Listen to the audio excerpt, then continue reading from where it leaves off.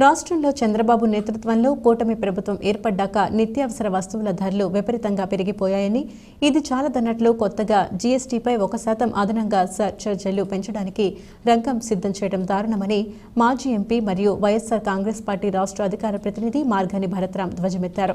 ఢిల్లీ వెళ్లిన ముఖ్యమంత్రి చంద్రబాబు కేంద్ర ఆర్థిక మంత్రి నిర్మలా సీతారామన్ని కలుసుకుని 1% అదనంగా జీఎస్టీ పెంచుకోవడానికి అనుమతి ఇమ్మని కోరడం దారుణమన్నారు. సంపద సృష్టించడం అంటే ఇదేనా అని ఆయన నిలదీశారు. రాజమండ్రి వైఎస్సార్ కాంగ్రెస్ పార్టీ సిటీ కార్యాలయంలో జరిగిన మీడియా సమావేశంలో మార్గాని మాట్లాడుతూ, ఎన్నికల ముందు ఇష్టం వచ్చినట్లు హామీలు గుప్పించి సంపద సృష్టించి వీటిని అమలు చేస్తామని చెప్పారని గుర్తు చేశారు. ఇలా ట్యాక్సులు పెంచుకుంటూ పోవడమే సంపద సృష్టించడం అవుతుందా అని వాపోయారు.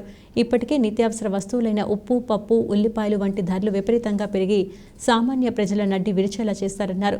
విజయవాడ వరదలు వచ్చాయని రాష్ట్ర ప్రజలంతా 1% ట్యాక్స్ కట్టాలని చెప్పడం చంద్రబాబు స్టైల్ సెల్ఫ్ ఫైనాన్స్ సిస్టమా? ఇదేనా అమరావతి మోడల్ అని ప్రశ్నించారు. నిజానికి వరదల పేరు చెప్పి కొన్ని వందల కోట్లు కలెక్ట్ చేశారని, ఆ డబ్బు ఎలా పక్కదారి పట్టించారో అందరికీ తెలుసన్నారు. ఇప్పుడు మరోసారి ట్యాక్స్ పేరుతో ప్రజలను మోసగిస్తున్నారని అన్నారు. ఉచిత ఇసుక అన్నారే గానీ అలా జరగడం లేదని, టీడీపీ ఎమ్మెల్యేలు యథేచ్ఛగా ఇసుక అమ్ముకుంటున్నారని భరత్ ఆరోపించారు.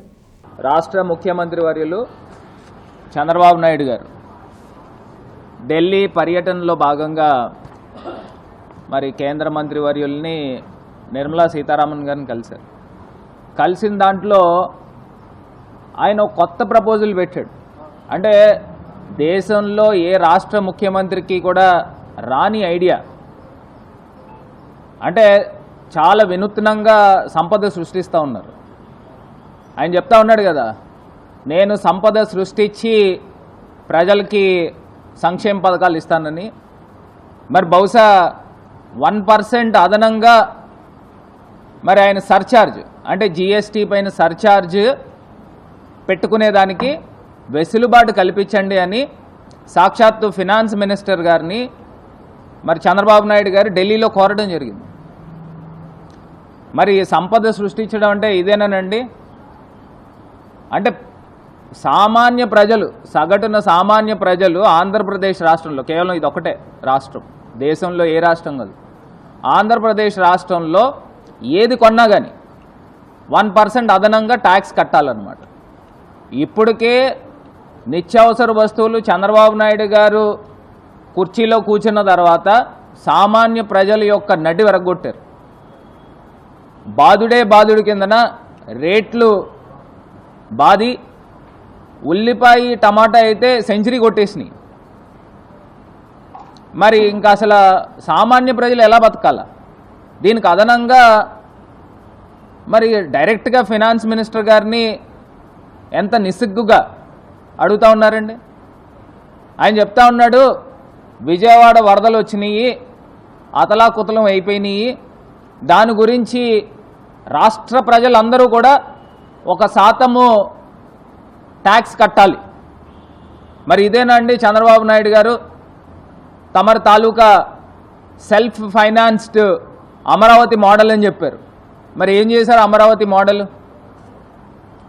సంపద సృష్టించడం అంటే ఇదేనా?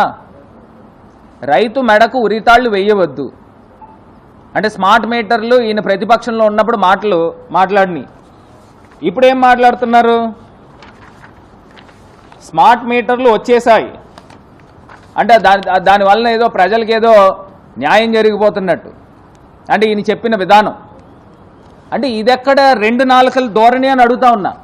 పైపెచ్చిన ఈ 5 నెలల్లో ఈయన చేసిన నిర్వాహకం ఏంటంటే సుమారుగా 57,000 కోట్ల రూపాయలు అప్పులు చేసిన ఘనుడి కిందన మనం పరిగణించాలి. అప్పులు చేసేసారు 13 లక్షల కోట్లు, 14 లక్షల కోట్లని. మరి ఇదే అసెంబ్లీలో బడ్జెట్ మీరు పెట్టినప్పుడు జగన్మోహన్ రెడ్డి గారి హయాంలో 6,75,000 కోట్ల రూపాయలు సుమారుగా అవే అప్పులు. అంటే గతంలో మీరు చేసిన అప్పులతో కలుపుకుని మరి ఏ రకంగా అబద్ధాలు ఆడారండి? మేము అధికారంలోకి వచ్చిన తర్వాత నాణ్యమైన కరెంట్ ఇస్తాము, కరెంటు ఛార్జీలు అనేవి పెంచమని చెప్పేసి నేరుగా చెప్పిన మాట ఇదే చంద్రబాబు నాయుడు గారు. మరి ఆయన గెలిచిన తర్వాత మాకున్న లెక్కల ప్రకారం ఆయన 11,000 కోట్ల పైమాటే పెంచేదానికి ప్రణాళిక రూపొందిస్తూ ఉన్నారు. ఈ స్మార్ట్ మీటర్ల పేరు చెప్పి అదేవిధంగా సామాన్య ప్రజలకి ఏ రకంగా ప్రతి యూనిట్కి గరిష్టంగా రూపాయి మరి నవంబర్ 15 నుంచి ఈ యొక్క కరెంటు ఛార్జీల యొక్క బాధుడు మరి చంద్రబాబు నాయుడు గారి ప్రభుత్వంలో వేయబోతా ఉన్నారు. తిరుమల తిరుపతి దేవస్థానం బోర్డు సభ్యులుగా నియమితులైన అక్కినముని కోటేశ్వరరావును రాజమహేంద్రవరం స్పోర్ట్ క్లబ్ నిర్వాహకులు శనివారం సాయంత్రం ఘనంగా సన్మానించారు. వెంకటేశ్వర స్వామి సేవ చేసుకునే అవకాశం రావటం ఆయన పూర్వజన్మ సుకృతమని, అటువంటి సేవాభిలాష కలిగిన వ్యక్తికి మంచి పదవి దక్కిందని ప్రజాప్రతినిధులు కొనియాడారు.